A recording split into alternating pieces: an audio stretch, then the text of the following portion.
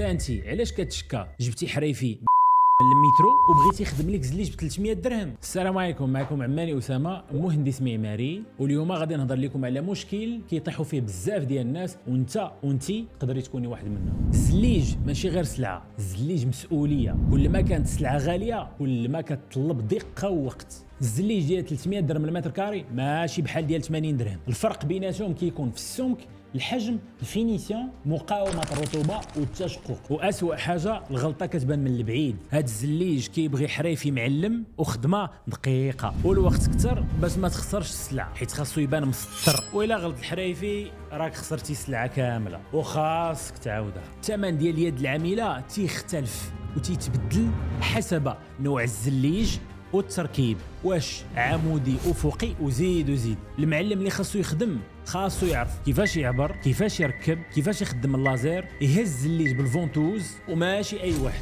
وهادشي كامل قلتو ليك باش تعرف الثمن الحريفي لاش راجع. راك ما كتخلصوش على سوايعو، ولكن كتخلصو باش ما يخسر ليكش السلعه ويخدم ليك خدمه نقيه ودقيقه، ما تشطرش عليه وتهلا فيه باش يتهلا فيك. فيديو ما سالاش هنا، وانت بغيتي تعرف اكثر على الزليج خلي زليج في كومونتير، وانا غنصيفط لك دوكيومون فيه الزليج انواع ديالو وكيفاش تختارو. ما تنساش تتابعنا باش يوصلك محتوى بحال هذا.